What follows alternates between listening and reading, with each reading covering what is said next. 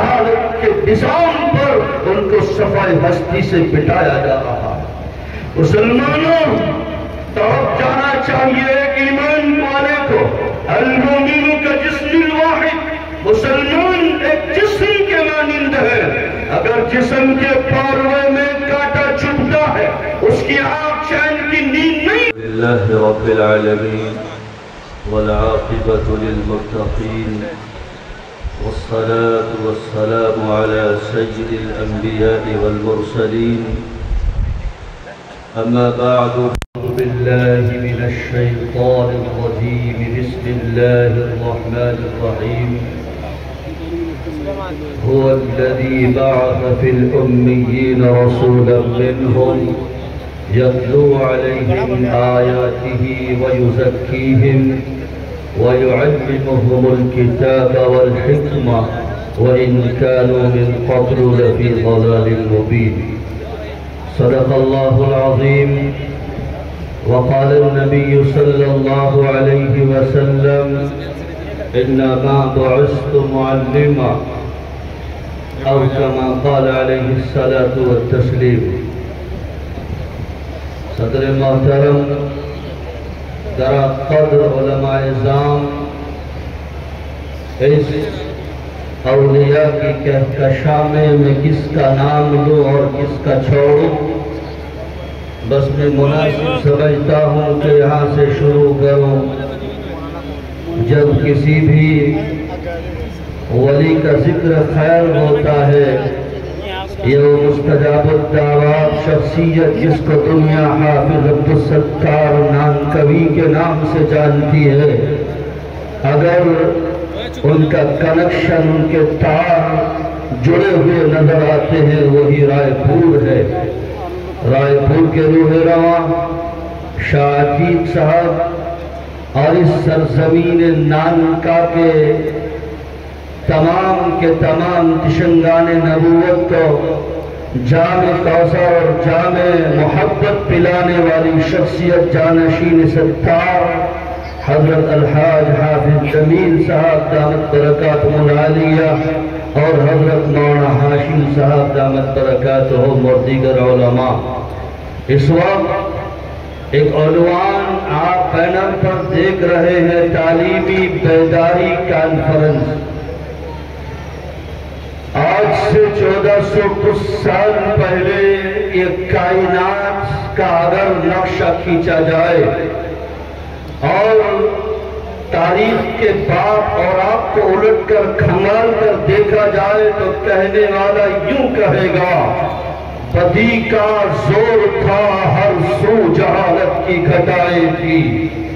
بدی کا زور تھا، ہر سو جہالت کی گھٹائیں تھی، چاروں طرف ظلم اور ستم کی ہوائیں تھی۔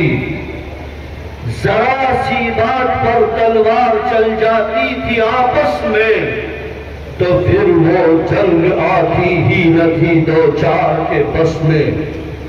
مگر جب اللہ نے اس قوم پر رحم فرمایا تو عبداللہ کے گھر میں آمنہ کا لاڈلا آیا۔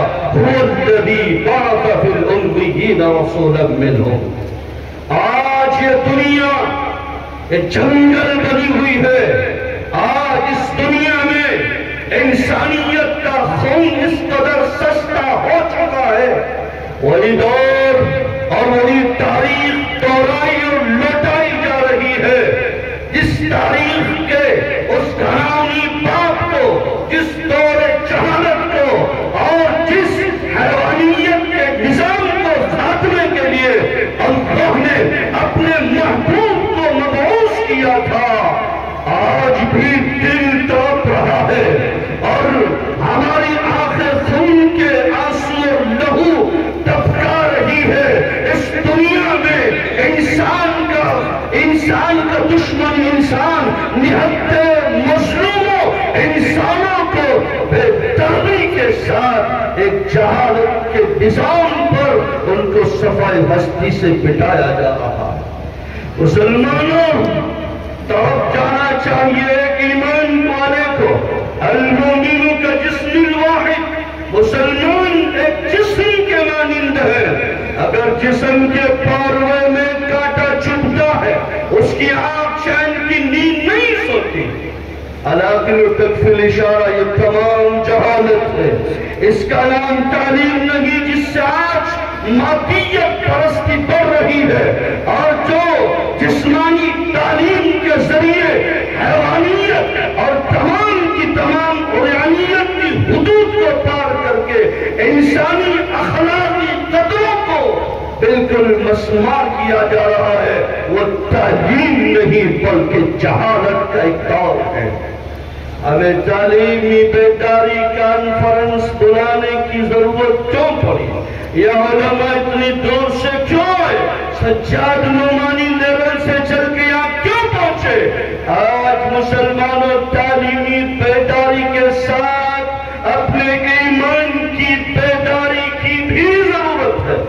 آج مسلمان خوف اور ہراس کے ماحول میں جی رہا ہے جبکہ اس کو یہ تعلیم ہے اور اس کو یہ تلقین ہے ان الذین قالوا ربنا اللہ ثم استقاموا تتنزل علیہم الملائکہ الا تخافوا ولا تحزنوا وابشروا بالجنۃ التي كنتم توعدون.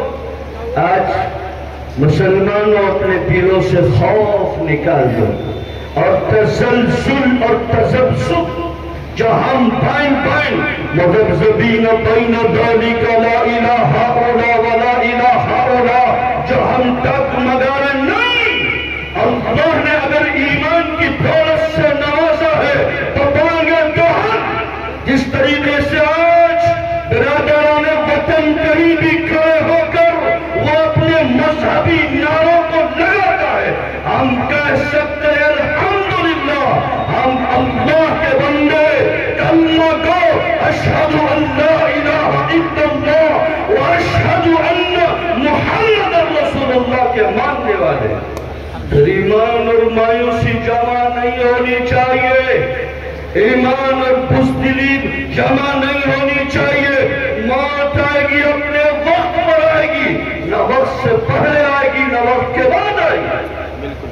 بہرحال بتانا یہ چاہتا ہوں نوجوانوں اے جوان مت کر قربان خاک پر اپنی جوانی کو. جوانی کر قربان اس پر دیا جس نے جوانی کو در جوانی توبہ کردن شیوائے پیغمبری.